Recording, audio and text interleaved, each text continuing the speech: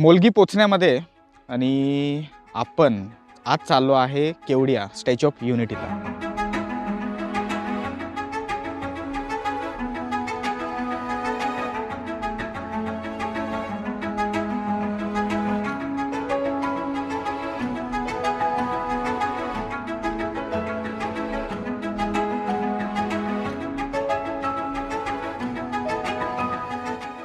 आणि हा मेन रस्ता आहे बघा, अक्कलकुवा मोलगी।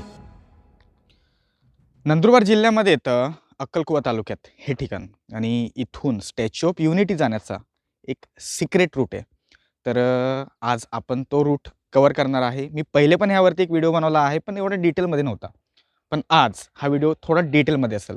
आणि हां, आज आपण सोलो ट्रॅव्हल करते, तर चला पुढे। मोलगीमध्ये एंटर केलं बघा आपण। मला असं वाटतं की मोलगीला रविवारचा बाजार असतो आज, तर म्हणून इतकी गर्दी आहे। हा मोलगीचा मेन रोड आहे बघा, सरळ जातो काठी आणि धाडगाव, पण आपल्याला लेफ्ट घ्यायचा आहे।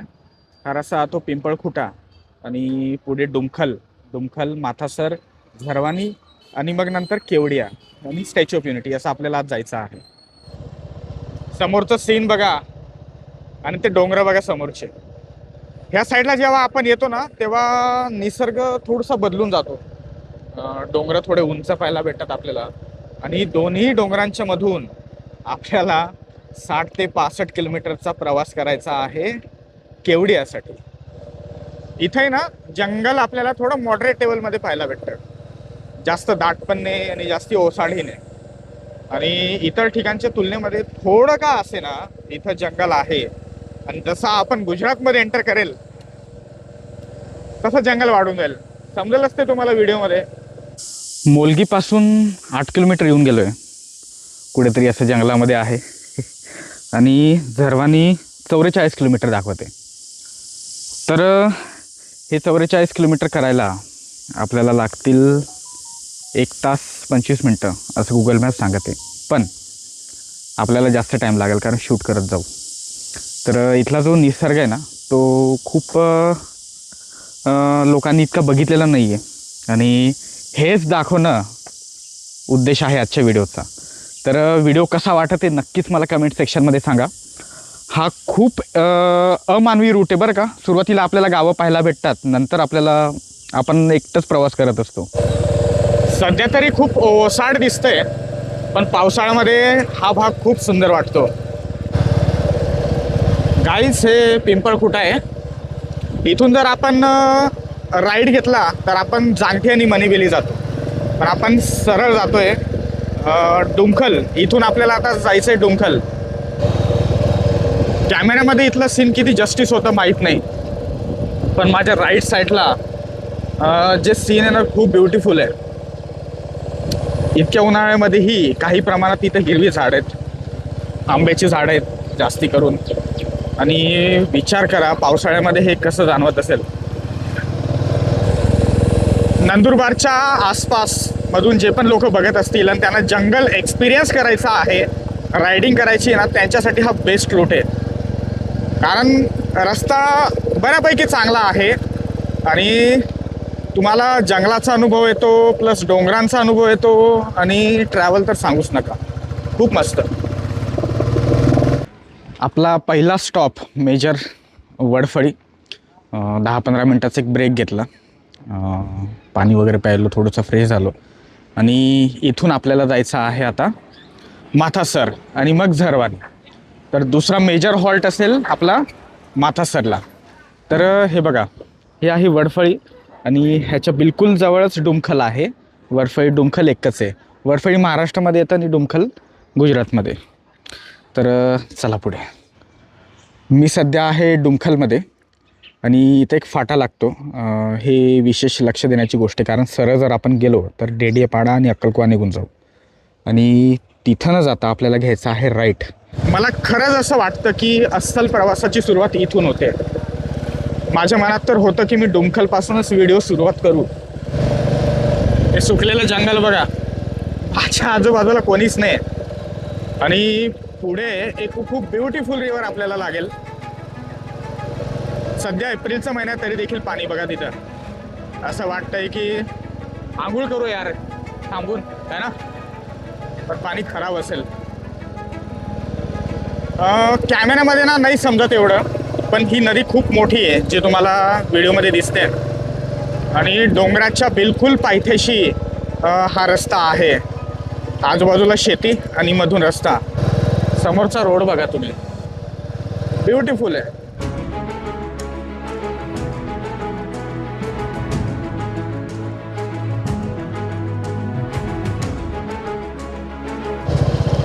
इथं जेव्हा तुम्ही याल ना तेव्हा एक फाटा पाहायला भेटतो पुन्हा. आणि माथासर पोचण्याच्या बिलकुल मला वाटतं 2-3 किलोमीटर अगोदर हा फाटा आहे. लेफ्टला जातो कोणतं तरी गाव आहे गुजरातीमध्ये, मला समजत नाही, पण आपल्याला घ्यायचं आहे हे राईट. आणि हा रस्ता जातो माथासर आणि झरवानी. इथून माथासर मला वाटतं 6 किलोमीटर दाखवते. तर बघू चला.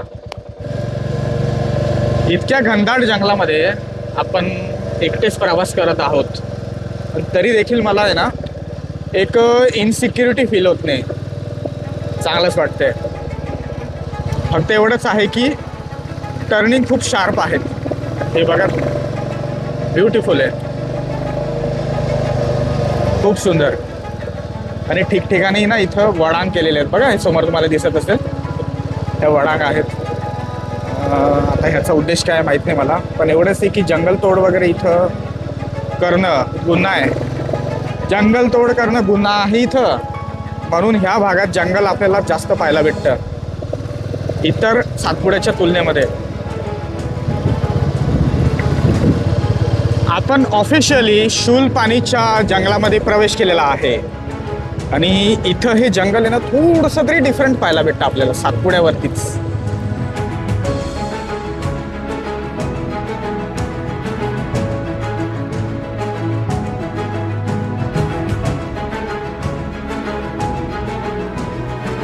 सांगायला असं गेलं ना की हा रोड फक्त 3-4 वर्षापूर्वी चालू केला असेल.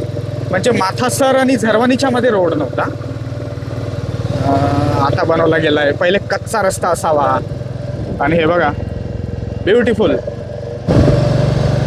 Officially we entered in Mathasar. माथासरमध्ये आपण प्रॉपरली येऊन पोचलो आहे. आणि याच्या समोर तुम्हाला दिसतंय हे पूर्ण माथासर गाव आहे. असं काहीतरी सीन आहे माथासरचं. इथून नर्मदा खूप जवळ आहे. आपल्या राईट साईडला नर्मदा नदी आहे डोंगर क्रॉस केला तर. आणि हे गाव डोंगराच्या एकदम पीकवरती बरं का. बऱ्यापैकी डेव्हलप वाटतं मला हे गाव, कारण बऱ्याच ठिकाणी सोलार वगैरे पाहायला भेटले. माथासर क्रॉस केलं आहे आणि म्हटलं 15-20 मिनटाचा थोडा ब्रेक घेऊ, कारण कंटिन्यू गाडी चालवतोय. खूप सुंदर अनुभव आहे इथल्या प्रवासाचा. माझ्यासोबत तुम्हालाही येत असेल. आणि खास करून इथला जो रूट आणि इथलं जंगल मला उन्हाळ्यामध्ये हे कवर करायचं होतं. पावसाळ्यामध्ये ना कवर करणं थोडं रिस्कीने म्हणू शकत, पण किचकट असतं यार. खूप लोक कमेंट करतात की सातपुड्यामध्ये जंगल नाही आहे वगैरे. काही काही ठिकाणी ती गोष्ट खरंच आहे, पण इथं तुम्ही झाडं बघा, एवढ्या नाही आहे, पण तरी देखील इतर ठिकाणच्या तुलनेमध्ये सातपुड्याच्या इथं जास्त प्रमाणात जंगल पाहायला भेटतं. ही जी समोर तुम्हाला क्लिपमध्ये दिसते ना ती नर्मदा नदी बरं का. आणि याच्यावरून आपल्याला अंदाज येईल की नर्मदेच्या आपण किती जवळ आहे. नर्मदेच्या जवळच्या डोंगरांमध्ये आपण प्रवास करते. आणि काय सीन आहे यार, काय रोड आहे बघा, खूप सुंदर, सुपर, एक नंबर यार, खरंच सिरियसली. इतकं जबरदस्त सीन जंगलामध्ये, इतकं सुंदर रोड सातपुड्यामध्ये शाळेतच तुम्हाला पाहायला भेटेल. काही वर्षापूर्वी हा डोंगर यांनी कोरलेला नव्हता. एका व्हिडिओमध्ये मी बघितलं होतं. जवळपास 2-3 वर्ष आले हा डोंगर यांनी कोरला आणि त्यामुळे हा रस्ता इथं आपल्याला पाहायला भेटतो. नाहीतर झरवानी आणि माथेसर या दरम्यान आपल्याला रस्ता नाही पाहायला भेटायचा, कच्चा रस्ता होता. पण आता चांगला आपल्याला डांबरीकरण आपल्याला पाहायला भेटतंय. बरं काय रोड यार, एक नंबर, खूप सुंदर. एक जंगलाचा एक्सपिरियन्स करायचा आहे ना तर इथं खरंच यावं. सातपुड्यामध्ये खूप ठिकाणी फिरलेलो आहे, वेगवेगळ्या ठिकाणी, पण सातपुडा खूप अनप्रिडिक्टेबल आहे. प्रत्येक ठिकाणी वेगळी जार्निंग होते यार. आणि इथलं सीन पण तसंच काहीतरी आहे. हे बघा एक नंबर रस्ता आहे, खरंच एक नंबर. ऑगस्ट, जुलै, सप्टेंबर महिन्यात पण मला यायचं इथं आणि हा पूर्ण एक्सपिरियन्स मी तुम्हाला शेअर करेल पुन्हा. हे बघा, केवडिया 19, गोरा 15. गोरा म्हणून एक गाव आहे मध्ये, सर्वांनीच्या अलीकडे येतं ते 15 किलोमीटर आहे. पहिले इतकी रहदारी नव्हती इथं, पण जणू काही आता मेन रोड बनलाय. खरंच मला अपेक्षा नव्हती की हे इतक्या लवकर डेव्हलप होईल. समोरचा सीन बघा तुम्ही, खूप सुपर आहे यार.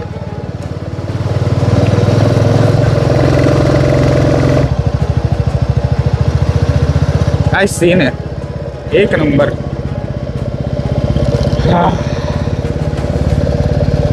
आता मला खरंच जाणवायला लागलं की जंगल पुन्हा चेंज झालंय. इथं दाट जंगल आहे बघा, खूप दाट जंगल आहे. माथेसर आणि झरवानीपर्यंतचा जो पॅच आहे ना, तो खूप सुंदर आहे खरंच. आपण दोन्ही डोंगराच्या मधोमध प्रवास करतो. समोरचा रस्ता बघा, most beautiful road of the Satpuda. खरंच इतके सुपर कॉर्नरिंग, आणि ह्या कॉर्नरिंगलाही या लोकांनी इतका सुंदर रस्ता बनवलेला आहे. पक्का रस्ता आहे. सर्व नद्या सुकलेल्या आहेत जवळपास आहे ना. मला वाटतं 10-12 पूल यांनी बनवून टाकलेले असावेत. हे बघा, इतकं जबरदस्त कन्स्ट्रक्शन आहेत. आणि हे पुलं नसते तर शायदच हा रस्ता कम्प्लीट नसता आला.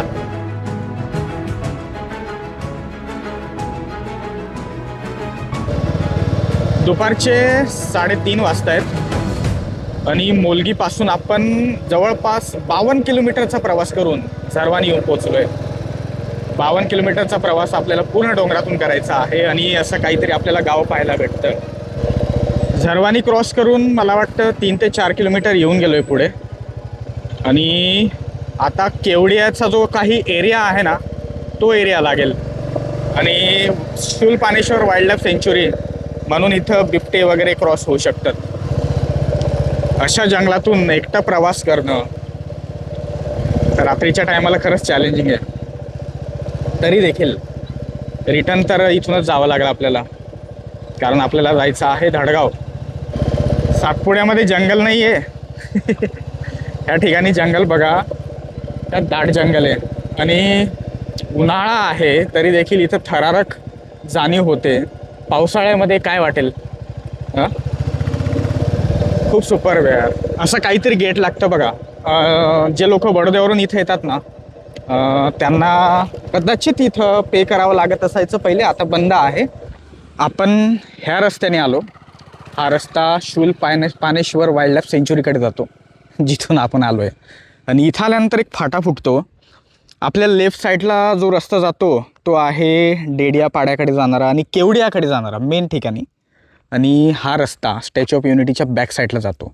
तर आपण हा रस्ता पकडू आणि थोडंसं मागे घेऊन चालतो तुम्हाला, म्हणजे पुढे घेऊन चालतो. चला. आपल्याला इथून हलका हलका स्टॅच्यू दिसतो बघा, आणि समोरचा सरदार सरोवर डॅम पण आपल्याला दिसतोय. हा नो फ्लाय झोन आहे. या ठिकाणी ड्रोन वगैरे नाही उडू शकत. इथं जर तुम्ही येत असाल तर नियमांचं पालन केलंच पाहिजे. ऑब्विसली यार, आपण जगातल्या सगळ्यात उंच स्टॅच्यूकडे जातोय. लोक समोरून जातात, आपण मागून जातोय. या ठिकाणी खूप कमी लोक येत असतात. लोकांना मध्ये जायचं असलं की मग ते समोरून जातात. घरून 135 किलोमीटर आलो बघा मी, आणि कुठे येऊन पोचलोय स्टॅच्यू ऑफ युनिटीकडे. हा प्रवास करण्यासाठी 4 तास लागू शकतात, 3.5-4 तास नंदुरबारवरून. लोक इथं येण्यासाठी डेडियापाडा, राजपिपला, अक्कलकुवा, डेडियापाडा, राजपिपला ह्या मार्गाने येतात. आपण आलो अक्कलकुवा, मोलगी, डुमखल, माथासर आणि झरवानी, आणि त्याच्यानंतर मग केवडिया. आता वास्तविकमध्ये केवडियामध्ये आहे. आपण स्टॅच्यू ऑफ युनिटीकडे येऊन पोचलो आहे. आणि इथून जर तुम्ही बघितलं ना तर दूरपर्यंत आपल्याला जंगलच पाहायला भेटतं. राखून ठेवलेले जंगल आहे, म्हणून किती जबरदस्त आहे बघा. तर हा व्हिडिओ कसा वाटला नक्कीच मला कमेंट सेक्शनमध्ये सांगा. संध्याकाळचे 5 वाजते. मी घरून निघालो होतो 8 वाजता, 8:30 वाजता. 6-6.5-7 तासांचा प्रवास झाला आहे.